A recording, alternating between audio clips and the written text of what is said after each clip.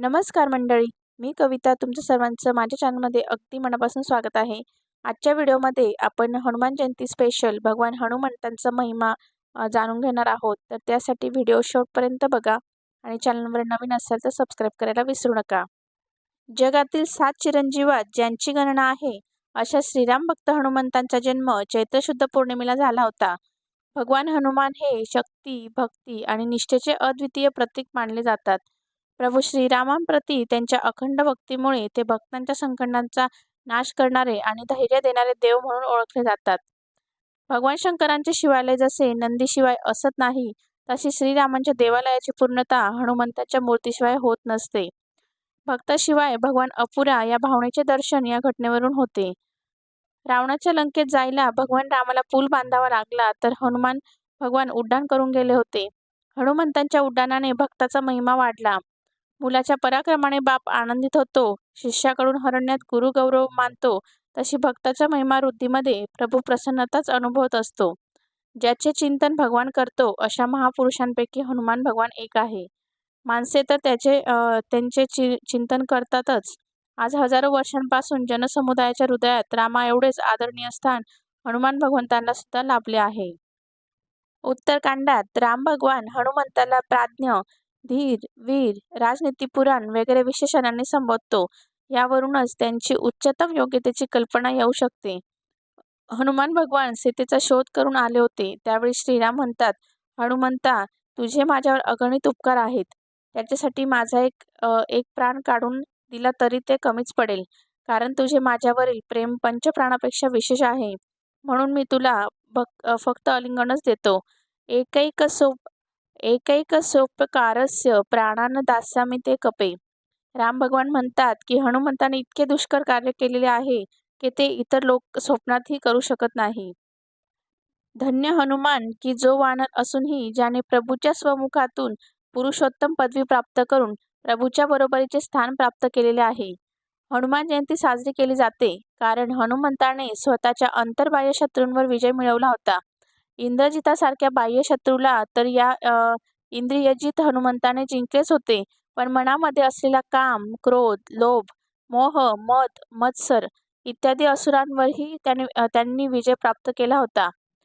माता सीतेच्या शोधासाठी ते लंकेत गेले. त्यावेळी अनेक सुंदर स्त्रियांना त्यांनी पाहिले होते, पण त्यांचे मन कधीच विचलित झाले नाही. भगवान रामांसारखा खजिना ज्याला प्राप्त झाला होता, त्याला आणखी संसारी सुखसंपत्तीचा लोभ कुठून असणार? स्वतःचे जे काही केले आहे ते रामाच्या शक्तीमुळेच घडलेले आहे.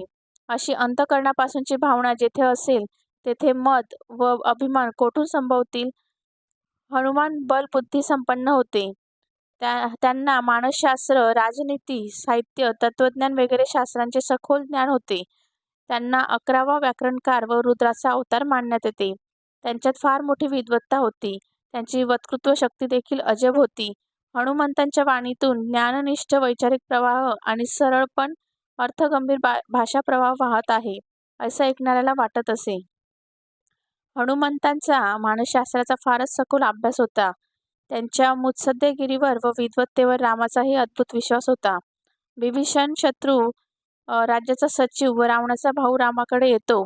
तो कोणाच्या हेतूने आला आहे, त्याला स्वपक्षात घ्यायची की नाही, या बाबतीत भगवान रामांनी सल्ला विचारताच सुग्रीवपासून प्रत्येकाने अशा अटीतटीच्या वेळी विभीषणाचा स्वीकार करायला नकार दिला. सर्वांचे ऐकून घेतल्यावर रामाने हनुमंतांचे मत विचारले. भगवान हनुमंतांनी तत्काळ त्यांचा स्वीकार करावा असे मत दिले. रामाने हनुमंतांचे मत मान्य केले, कारण माणसाला ओळखण्याची हनुमंतांची शक्ती राम भगवान जाणत होते. तसेच सीता संशोधनाचे कार्य देखील भगवान रामाने जेवढ्या विश्वासाने त्यांच्यावर सोपवले होते, तेवढ्याच विश्वासाने त्यांनी ते कार्य पार देखील पाडले. सुंदरकांड हनुमंतांच्या लीलांनीच भरलेले आहे. भगवत भक्ताची लीला प्रभूला आणि तपस्वाध्याय निरत ऋषींनाही सुंदर वाटते. म्हणूनच ज्या कांडात हनुमंताची लीला आहे, त्याचे नाव सुंदरकांड ठेवलेले आहे. हनुमंताजवळ स्वतंत्र बुद्धी आणि प्रज्ञाशक्ती होती. अशोका वाटिकेत आत्महत्येसाठी प्रवृत्त झालेल्या सीतेला प्रभू रामचंद्रांचा समाचार सांगण्यापूर्वी त्यांनी झाडामागे उभे राहून इक्ष्वाकू कुळाचे वर्णन सुरू केले. हनुमंतांनी मानसिक भूमिका तयार करून सीतेच्या हृदयात विश्वास निर्माण केला. त्यानंतरच रामदूत म्हणून स्वतःचा परिचय करून दिला. लंका दहन हे काही हनुमंतांची माकड चेष्टा नव्हती, तर राजकारण विशारदाचे पूर्ण विचार करून केलेले कृत्य होते. लंका दहनामध्ये पूर्ण राजनीती आहे. त्याच्याद्वारे त्यांनी लंकेतील राक्षस प्रजेचा आत्मप्रत्यय खलास केला. लंका दहन करून हनुमंतांनी युद्धाचे अर्धे काम पुरे केले होते. हनुमान भगवान हे रामांचे पूर्ण भक्त होते. रामांचा त्यांच्यावर पूर्ण विश्वास होता. रावणाला मारल्यानंतर सीतेला संदेश पोहोचवण्यासाठी राम हनुमंतांना पाठवतात. कारण आनंदाचा समाचार सरळ कळाला तर कदाचित हृदय बंद पडून जाईल.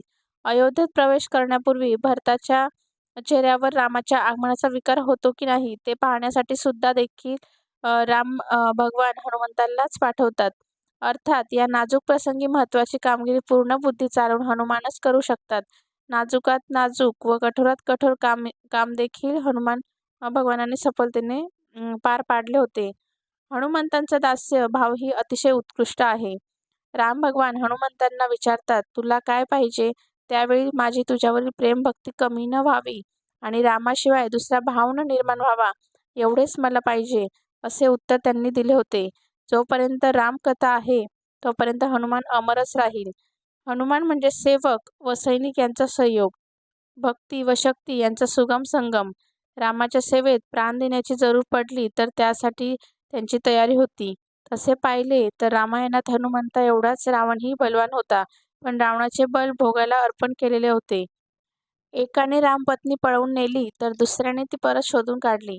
भक्तिशून्य शक्ती माणसाला राक्षस बनवते, तर भक्तियुक्त शक्ती मानवाला देवत्व प्रदान करत असते. या गोष्टीचे सुंदर दिग्दर्शन वाल्मिकीने रामायणात या दोन पात्रांच्या चरित्र चित्रणाने केलेले आहे. मंगळवार आणि शनिवार हे 2 दिवस हनुमान पूजेसाठी शुभ आणि विशेष मानले जातात. हनुमान भगवंताची पूजा केल्याने भीती आणि नकारात्मक ऊर्जा दूर होते. धैर्य, आत्मविश्वास आणि शक्ती वाढते. तसेच ग्रहबाधा कमी होण्यास मदत होते. संकटांपासून संरक्षण मिळते. आपले मन शांत आणि स्थिर राहते आणि आपल्या कामांमध्ये यश आणि आपल्या कामातील अडथळे देखील दूर होत असतात. तर त्यामुळे आपण हनुमान भगवंताची पूजा मंगळवारी किंवा शनिवारी जरूर करावी. तर अशा प्रकारे आपण भगवान हनुमंतांचा अगदी महान आणि सुंदर महिमा ऐकलेला आहे. श्री हनुमानांची कृपा आपल्यावर सदैव राहो आणि आपल्या जीवनातील सर्व संकटे दूर होत. हनुमान जयंतीच्या या पवित्र दिवशी आपणही त्यांच्या भक्ती, शक्ती आणि निष्ठेचा आदर्श आपण आपल्या जीवनात उतरवूया. तर तुम्हाला सर्वांना हनुमान जयंतीच्या खूप खूप शुभेच्छा. बजरंगबली की जय.